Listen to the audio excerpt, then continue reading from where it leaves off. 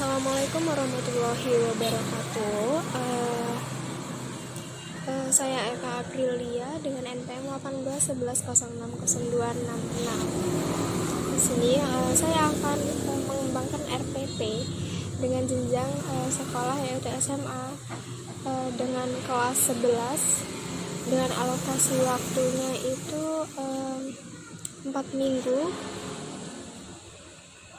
dikali 4 jam pelajaran. Nah, pertama yaitu ada kompetensi dasar. Nah, kompetensi dasarnya itu mencakup pertama yaitu menjelaskan komponen kimiawi penyusun sel, struktur, fungsi, dan proses yang berlangsung di dalam sel sebagai unit terkecil kehidupan.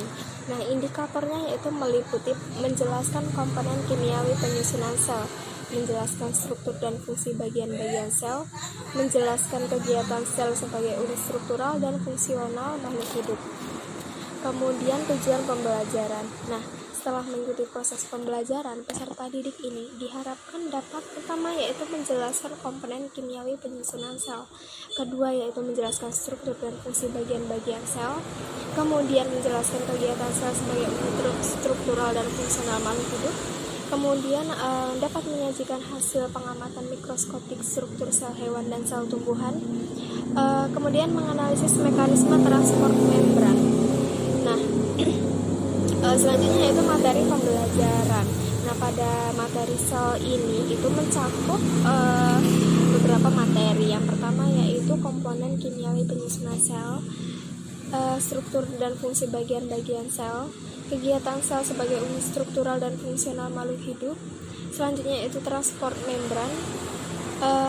Kemudian materi sintesis protein untuk penyusunan sifat morfologis dan fisiologis sel.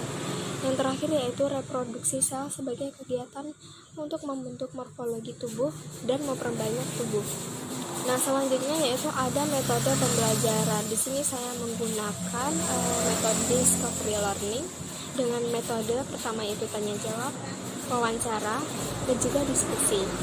Nah, media pembelajaran yang saya gunakan itu ada lembar kerja siswa, lembar penilaian, LCD proyektor, laptop, kemudian alat bahannya itu ada penggaris, spidol, papan tulis, ini bahan-bahan alat utama, kemudian ada laptop dan infocus. Nah, kemudian sumber belajar, di sini saya mengambil sumber dari pertama itu buku biologi. Nah, buku biologi siswa ini menurut Kemendikbud ya. Kemudian ada buku referensi yang relevan dan juga lingkungan setempat. Nah, pada pertemuan pertama ini kita akan membahas langkah-langkah pembelajarannya itu kegiatannya ini yang pertama yaitu mengorientasi, mengapersepsi, kemudian memotivasi, serta memberian acuan. Kemudian kegiatan intinya ini pertama yaitu kita melakukan stimulation, seperti melihat gambar atau foto video yang relevan, kemudian mengamati. Nah, mengamati ini kita pemberian contoh materi komponen kimia penyusunan sel dan struktur, kemudian kita membaca, menulis, mendengar, menyimak. Kemudian ada problem statement, kita menggunakan critical thinking atau berpikir kritik.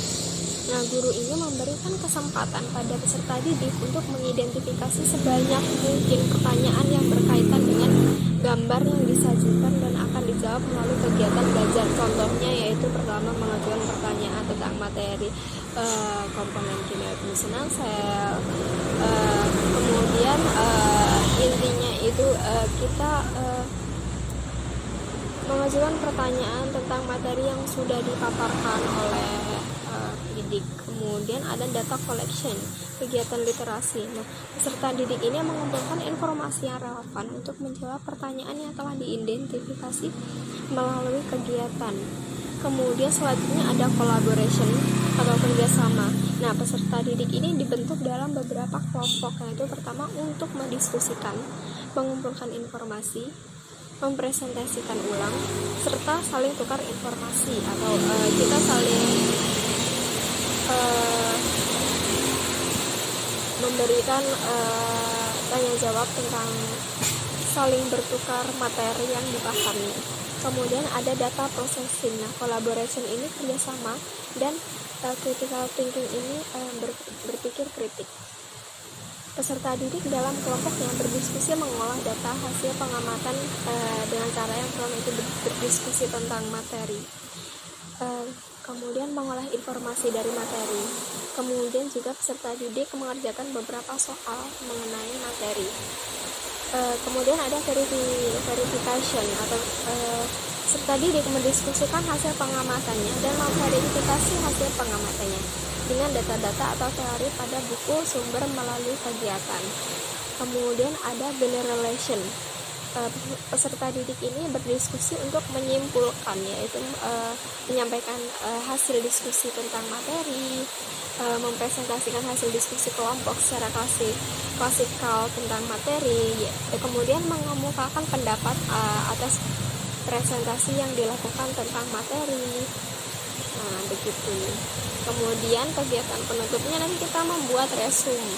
Nah, membuat resume, kemudian mengandaikan, kemudian ada pekerjaan rumah, kemudian juga ada tugas proyek atau produk atau portofolio untuk kerja yang harus mempelajari pada pertemuan berikutnya atau akan dikumpul pada pertemuan berikutnya.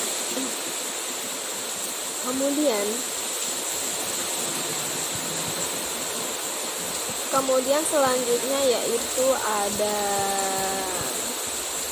penilaian ya.